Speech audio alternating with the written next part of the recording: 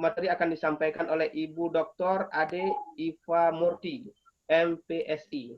Beliau adalah bidang ilmu bidang psikologi, dosen di Negeri Pancasila, yang akan menyampaikan dengan tema membumikan karakter bela negara dalam kehidupan berbangsa dan bernegara. Jadi membumikan dalam arti mungkin bisa saja memasyarakatkan karakter bela negara dalam kehidupan berbangsa dan bernegara. Kalau disampaikan dengan Prof bahwa sekarang penguatan anti korupsi, kalau kita lihat dengan bela negara, kalau korupsi hanya satu segmen, sementara bela negara masuk keseluruhan segmen-segmen yang ada dalam masyarakat. Tentunya seharusnya bela negara ini harus diperkuat dalam menunjang prestasi, menunjang karakter, dan juga memperkuat persatuan dan kesatuan umat manusia di Indonesia. Kepada Ibu Dr. Ade Iva Murti, MPSI, kami persilakan. Baik, baik. Saya minta bantuannya Pak Taufik untuk share bahan saya. Pak Taufik. Pak Taufik. Ya.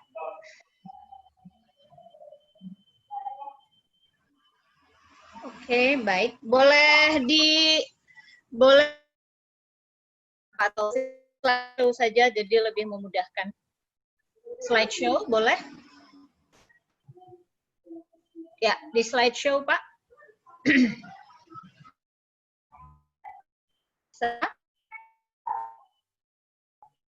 Terima kasih.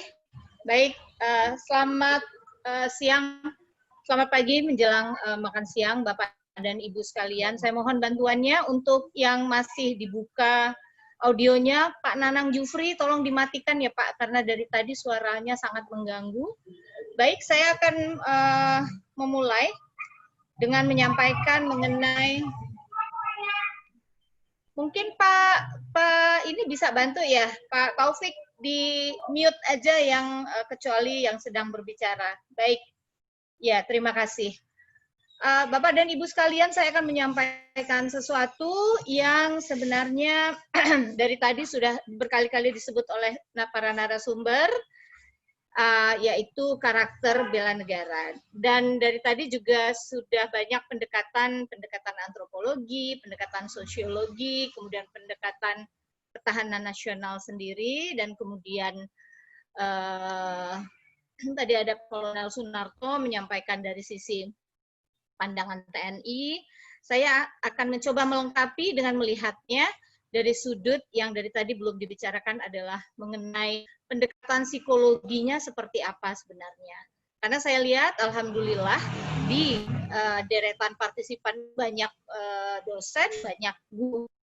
Tentu dosen dan guru itu pasti sangat memerlukan pandangan yang bisa dijadikan perbandingan, karena kita, para dosen dan para guru ini, setiap hari berhadapan dengan siswa, dengan murid, dan kita memiliki tanggung jawab untuk membangun karakter mereka. Bagaimana kita bisa membumikan karakter bela negara dengan seluruh konsep besarnya itu ke dalam kehidupan berbangsa dan bernegara sehari-hari, dan kemudian itu menjadi bagian dari konsep diri mereka. Saya Ade Iva Murti, Master of Psikologi. Saya Dr. Ade Iva Murti, Master Psikologi. Saya dosen tetap di Fakultas Psikologi Universitas Pancasila Jakarta. Sampai 2019 kemarin saya 2015 sampai 2019 adalah Dekan Fakultas Psikologi Universitas Pancasila. Sekarang saya hanya menjadi dosen tetap biasa. Tahun 2018 menjadi wisesa utama Dewan Ketahanan Nasional Republik Indonesia, dan sampai saat ini masih menjadi peneliti, masih menjadi konselor keluarga, konselor perkawinan, dan konsultan. Lanjut, Pak Taufik. Saya akan memulai dengan, lanjut aja Pak, dengan menyampaikan terlebih dahulu apa pandangan psikologi mengenai apa yang disebut sebagai karakter. Apa maknanya? Lanjut Pak, lanjut terus aja sampai beberapa kali. Lanjut lagi, ya. Lanjut, satu kali lagi. Ya, sudah. Sini dulu. No. Balik lagi, Pak. Balik lagi, Pak Taufik. Balik lagi dulu. Ya. Apa yang disebut sebagai karakter? Apa maknanya, apa komponennya? Kalau orang bicara karakter itu seakan-akan sudah paham. Padahal sebenarnya kalau di dalam studi-studi psikologi yang terbaru, bicara karakter itu tidak hanya bicara ciri-ciri yang menetap dalam diri individu, tapi juga ciri-ciri itu harus merupakan kekuatan individu, harus jadi kekuatan individu, harus mengandung nilai-nilai positif. Jadi kalau kita bicara karakter itu sebenarnya semuanya inherently harus good karakter, karakter yang baik. Itu kenapa kemudian bisa bela negara menjadi karakter. Nah, hal yang terakhir, dalam temuan-temuan terakhir studi-studi psikologi, penelitian-penelitian psikologi disebutkan bahwa karakter itu, ini penelitian terakhir, harus menjadi pendorong, harus menjadi mesin, harus menjadi energi di dalam diri individu untuk mencapai kehidupan yang lebih baik. Jadi kalau kita bicara karakter bela negara, maka karakter bela negara harus menjadi energi, harus menjadi mesin supaya orang terdorong mencapai kehidupan yang lebih baik. Jadi kalau cuma bicara karakter soal sifat saja, sudah tidak cukup lagi. Tabiat saja sudah tidak cukup lagi. Penemuan-penemuan terbaru itu sudah lebih mengarah kepada kalau disebut karakter, maka dia harus bisa mendorong orang untuk mencapai kehidupan yang lebih baik. Lanjut saja, saya nanti saja ini saya balik lagi. Lanjut saja Pak. Lanjut saja Pak Taufik, baik. Di mana, bagaimana karakter itu bisa terbentuk, kita perhatikan. No, mundur lagi satu lagi Pak. Maaf, tadi. Mundur lagi satu kali. Ya, saya akan menjelaskan terlebih dahulu bagaimana karakter terbentuk. No, maju. Ya, ini aja Pak. Bagaimana karakter terbentuk? Ini saya hanya ambil yang tahun 2004, ini sebenarnya ada yang lebih baru. Faktor-faktor pembentuk karakter itu sebenarnya sangat penting untuk dipahami dulu kalau kita ingin membangun karakter bela negara dari individu, dari sekelompok orang, dari kelas kita, dari mahasiswa kita, dari anggota keluarga kita. Pertama ada yang namanya pengalaman. Nah, pengalaman di sini ini sifatnya sangat luas. Oleh karena itu, pengalaman bagaimana kalau ingin membentuk siswa, membentuk individu yang kuat karakternya, maka dia harus diberikan pengalaman yang challenging, yang menantang, yang membuat dia harus banyak mengambil keputusan yang itu menguji karakternya menjadi lebih baik. Yang kedua ada yang namanya faktor lingkungan sosial. Dan yang ketiga ada faktor lingkungan fisik. 3 kombinasi ini menurut para ahli ini merupakan faktor-faktor utama yang membentuk karakter seseorang. Jadi Bapak Ibu kalau kita bicara soal mau membentuk karakter bela negara, tapi misalnya katakanlah para politisi kita masih bisa berbicara seenaknya tanpa memperhatikan bahwa masyarakat umum mendengar setiap kata politisi, maka kita percuma. Karena ketika di kelas kita sibuk mengajarkan anak-anak kita, di luar politisi memberikan contoh perilaku yang buruk, itu masuk ke dalam faktor pengalaman. Dan karakter anak-anak kita terbentuk. Gitu. Ini hal-hal yang harus dipahami. Yang disebut dengan karakter di situ ada media dan sebagainya. Lanjut. Lanjut lagi Pak. Lanjut. Pak Taufik, bisa dilanjut? Ya. Kenapa bela negara? No, mundur lagi satu lagi, Pak. Tadi, kenapa bela negara harus jadi karakter? Kenapa bela negara tidak disebut sebagai sikap? Kenapa kalau psikologi tidak menyebut bela negara sebagai kepribadian karakter itu adalah ciri individual yang menetap dan tidak mudah untuk berubah. Ini sangat penting untuk diperhatikan. Ciri individual yang menetap, tidak mudah untuk dirubah. Dan karakterlah yang mempengaruhi kita dalam mengambil keputusan sepanjang hidup. Ya, jadi ini yang dorong individu of negara itu dari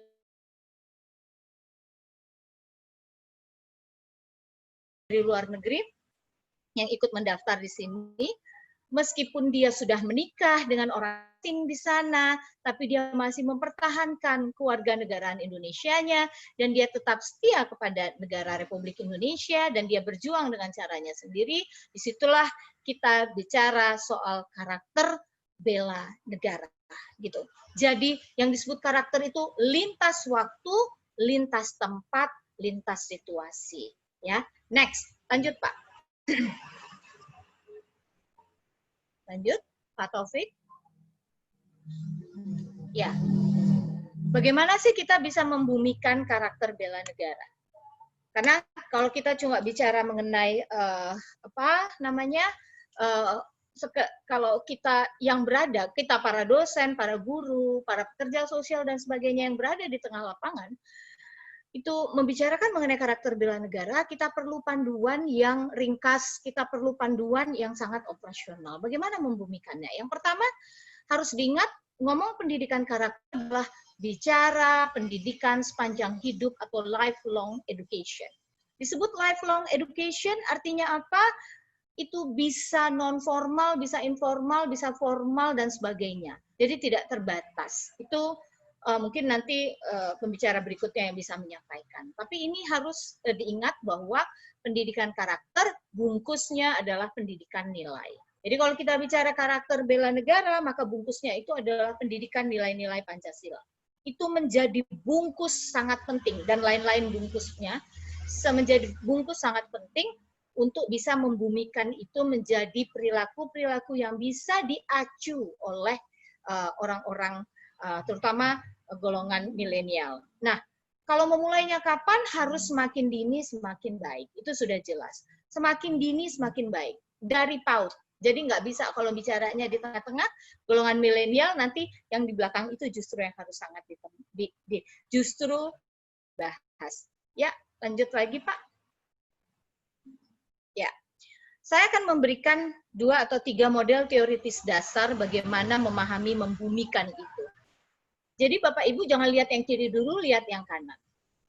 Di dalam psikologi ada core virtues atau karakter utama, 6 karakter utama penting yang harus dimiliki individu untuk dia berfungsi sebagai manusia yang baik, yang produktif, yang bisa bekerja sama dengan orang lain, dan kemudian dia bisa berkembang.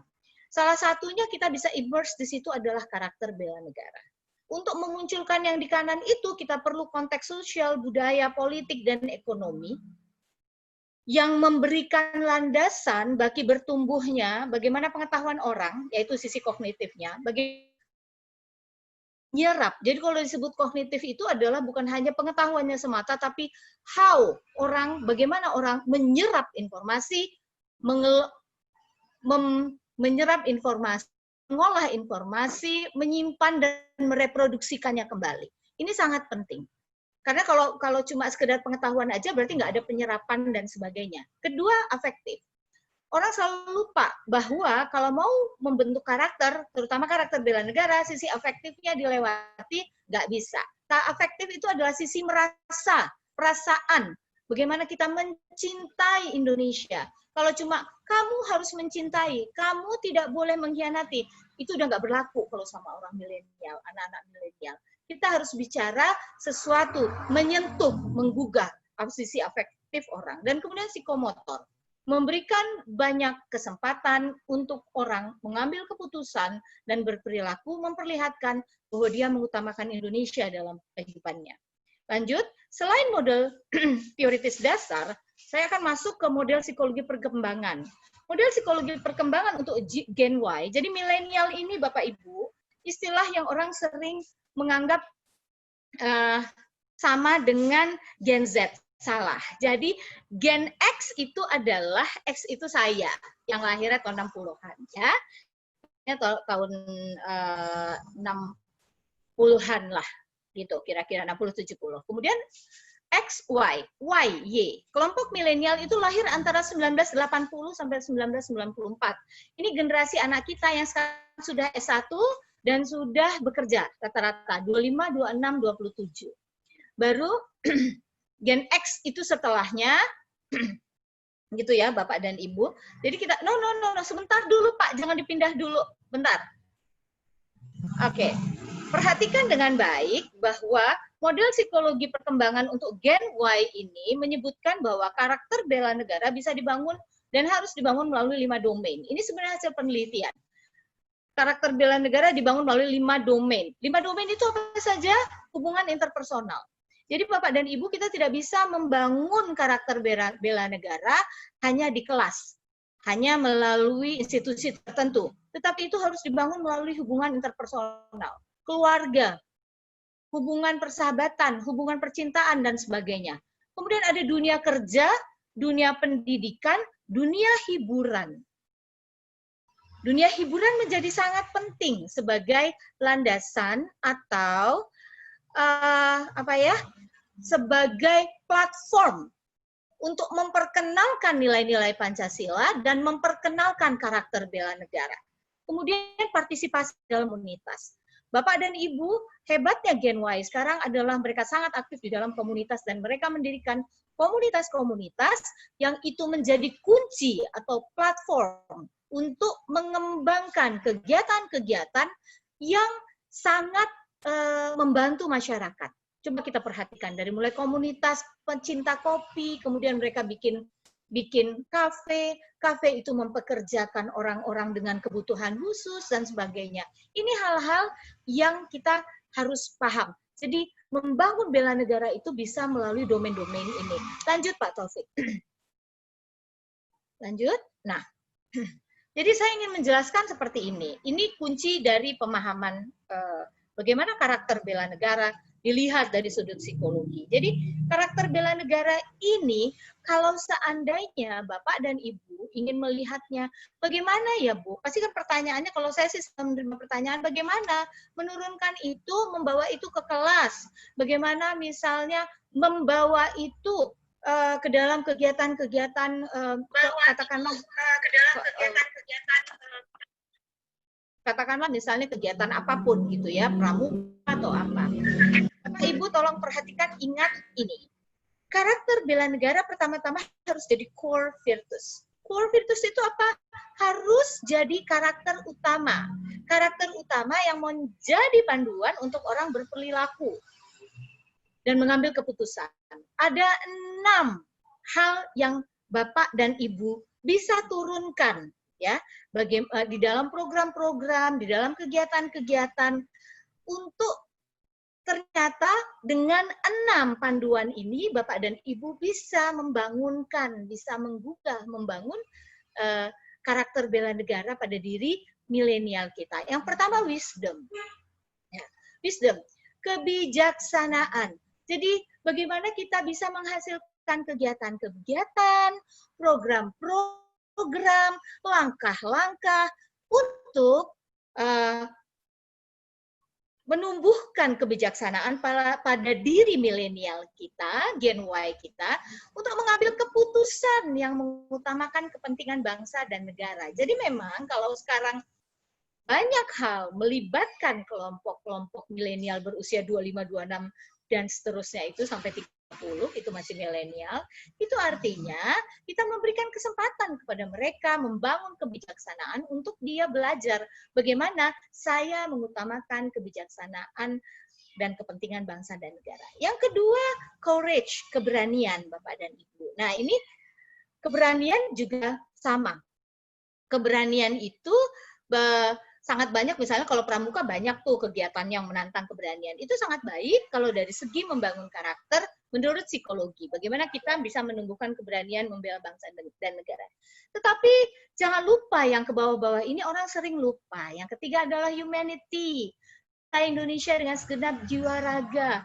Segala sesuatu yang namanya karakter apapun tidak dimulai dengan menumbuhkan cinta, itu nanti akan kering dan kemudian orang bisa beralih. Orang akan bisa melupakan dan sebagainya. Jadi kita mulai dengan cinta dulu gitu. Yang keempat adalah justice. Nah, justice ini sebenarnya bisa dimulai sejak dini dan harus dimulai sejak dini. Bagaimana mengajarkan anak-anak bertanggung jawab dalam kehidupan pribadi dan sebagai makhluk sosial. Karena orang Indonesia itu agak-agak malas, kita ini agak-agak malas. Anak-anak kita sering nggak kita ajarkan tanggung jawab, di rumah dimanja, punya dapat bantuan segala macam. Anak-anak diberikan tanggung jawab misalnya dari mulai menyelesaikan masalah-masalahnya sendiri. Gitu. Kemudian ada temperance. Temperance itu adalah bagaimana menciptakan pengendalian diri pada diri orang sehingga orang bisa jadi pemimpin yang baik. Kita bisa lihat ada pemimpin kita yang dihujat kanan kiri depan belakang atas bawah dan sebagainya, bisa dengan tenang tetap dingin, tidak membalas dan sebagainya. Itu adalah sebenarnya kualitas-kualitas yang muncul dari temperance. Orang yang mampu mengendalikan diri biasanya orang yang cerdas. Orang yang mampu mengendalikan diri dan bisa memimpin itu biasanya memang memiliki karakter karakter core virtus, karakter utama yang menonjol pada sisi temperance-nya. Dan yang terakhir adalah transcendence, bertakwa dan mampu mengucap syukur, selalu optimis menjalani kehidupan. Enggak dikit-dikit kita bakal resesi, kita bakal ini, kita bakal itu, tapi melihat bahwa di dalam semua kesulitan pasti ada kemudahan. Di dalam setiap kesulitan selalu ada jalan as long as kita berdoa tapi juga berikhtiar. Nah, ini adalah karakter-karakter, 6 karakter yang utama ini yang sebenarnya disebut oleh psikologi sebagai karakter utama yang itu bisa digabungkan dengan karakter bela negara dan bisa menjadi pencetus atau pembentuk dari karakter bela negara. Lanjut, Pak. Izin Bu Ade, waktu 1 menit lagi. Ya. Izin 1 menit lagi. Lanjut, Pak. Ya. Jadi saya ingin mengingatkan, lanjut Pak. Ya, lanjut. Ya, terus saja. Ya. Jadi, apa prinsipnya membumikan karakter bela negara? Jangan lupa 5 domain tadi. Kalau bicara Gen Y, jangan lupa 5 domain tadi. Interpersonal relation, dunia kerja, dunia pendidikan, dunia hiburan, dan komunitas. Ya, kemudian memberikan kesempatan kepada generasi milenial untuk berpartisipasi dalam pengambilan keputusan-keputusan penting dalam kehidupan. Dan ini harusnya dimulai dari keluarga. Keluarga Bapak dan Ibu yang generasinya generasi X, Y, Z, yang generasi X atau bahkan sebelumnya biasanya sangat tidak siap untuk memberikan kesempatan kepada milenialsnya untuk mengambil keputusan. Yang ketiga, jangan lupa dengan social learning theory, Bapak dan Ibu. Dalam psikologi kami mengenal social learning theory, semua orang itu belajar, saya lupa mencantumkan kata belajar. Semua orang belajar itu melalui pengamatan dan imitasi terhadap perilaku orang lain. Sehingga orang kita ini harus berprinsip bahwa perilaku kita akan menjadi sumber belajar buat orang lain. Do good, live good. Ini sangat penting, terutama kalau kita adalah guru, dosen, ulama, pendeta, dan sebagainya yang orang lihat kita harus sadar hal itu adalah bahwa orang akan belajar dari perilaku kita. Dikit lagi ya Pak Jaswadi. Nah, sebenarnya yang terakhir yang sangat penting, prinsip-prinsip ini kalau kita bicara Gen Y atau milenial adalah Gen Y ini adalah generasi yang saat ini sudah mulai bekerja. Saat ini Gen Y ini generasi yang sudah mulai menjadi makhluk sosial yang bisa jadi bereproduksi tapi juga produktif. Sehingga kita harus memikirkan bahwa membentuk karakter bela negara tidak cukup dengan semboyan, simbol, slogan. Cara-cara yang sangat kreatif seperti misalnya saya kasih contoh satu aja, di TV itu ada ya nggak semua TV acaranya jelek, sinetron dan acara-acara yang aneh-aneh bin ajaib, tapi ada juga beberapa TV yang misalnya menampilkan tempat karya wisata di Indonesia dan sebagainya, atau anak-anak muda yang berprestasi. Nah, itu adalah hal-hal yang bisa memancing mereka untuk memiliki ide bahwa saya pun bisa berkontribusi pada kehidupan dan kesejahteraan bangsa ini. Dan kesempatannya luas. Yang saya sangat sarankan sebagai orang yang belajar psikologi adalah kelompok milenial ini, mereka teknologi savvy namanya. Mereka sangat dekat dengan teknologi. Mereka sangat jago dalam teknologi. Itu kenapa kalau pandangan saya, kalau kita mendekati kelompok milenial dan ingin membangun karakter mereka dan kita lupa pada